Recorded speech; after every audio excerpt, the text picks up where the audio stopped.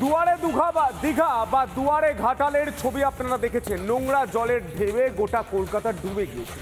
3 দিন পরেও কোথাও কোথাও হাঁটু সমান জল রয়েছে। অথচ ফিরহাদ হাকিম বলছেন 95% জায়গা থেকে জল নেমে গিয়েছে। দায় এড়িয়ে যাওয়ার মরিয়া চেষ্টা দেখুন। একদিনের মধ্যে 95% জল সরিয়ে দিয়েছেন। এই কৃতিত্ব কলকাতার মানুষের, কলকাতা পৌরসভার কর্মচারীদের, সেটা বলার সাহস হয়তো কোনো চ্যানেলের নেই। শুনলেন তো কি বললেন কলকাতার মেয়র? একদিনে নাকি 95% জায়গা থেকে জল নেমে গিয়েছে। তাই নাকি? মহানগরীর বাস্তব চিত্রটা ঠিক কি চলুন দেখি।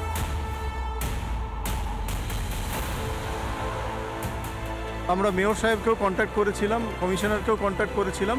ওনারা তারপরে একটা পাম্প পাঠান, পাম্পটা অনেক দেরি করে আসে। দুদিন ধরে শুধু অবরুদ্ধ সেটা নয়, তার সঙ্গে বিদ্যুৎহীন। লোকে তো মানে বিরক্ত হয়ে গেছে আর কি। এই ছবি অজয়নগরে দুর্যোগের প্রায় 3 দিন পরেও কি হাল দেখুন। বৃহস্পতিবারও আবাসনে কিভাবে হাঁটু সমান নোংরা জলের রাজত্ব দেখুন। বাচ্চারা আছেন, বয়স্করা আছেন, ওদেরও প্রচণ্ড কষ্ট। অনেকেই বলছিল ভেনিসের সঙ্গে তুলনা করছিল, সেটা আমরা আরও বেশি বুঝতে পারছিলাম, কারণ ওর বাইরে হয়তো জল জমেছে কিন্তু আলো দেখা যাচ্ছে, অন্ধকার ভেনিস। অথচ মেয়র স্বপ্নের দুনিয়াতে বাস করছেন। কাল থেকে সবাই দেখিয়েছেন যে পুরো কলকাতা জলের তলায়।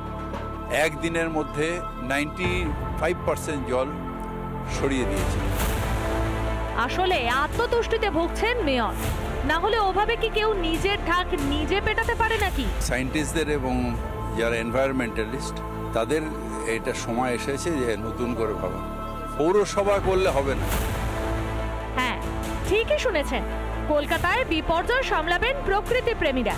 এর মানে কোনো দায় নেই কলকাতা পুরসভার? না না না না, ফিরহাদ হাকিমের বিশাল বড় দায় আছে। সবুজ রঙের ছাতা নিয়ে ড্রেন কোচানো। প্রায় 2500 থেকে 3000 কোটি টাকা হাওয়া করে দিয়েছে, আর এখন ছাতা নিয়ে বেরিয়েছে ড্রেন কোচানোর জন্য। নাটকবাজির চূড়ান্ত। ফিরহাদ সাহেব হয়তো ভুলে গেলেন আমাদের ভোটে নির্বাচিত আপনি। মেয়র পদে রয়েছেন কি শুধু ভাষণ দিতে আর দোষারোপ করতে? আপনার দায়িত্ব তো পুরসভা। নাগরিকেরা সুষ্ঠু পরিষেবা পেতে কর দেয়, সেটুকু দাবিও রাখতে পারবে না কলকাতাবাসী? রিপাবলিক বাংলা।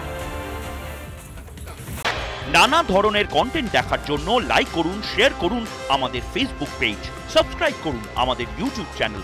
পাশাপাশি অন্যান্য ব্রেকিং নিউজের জন্য অবশ্যই চোখ রাখুন রিপাবলিক বাংলায়।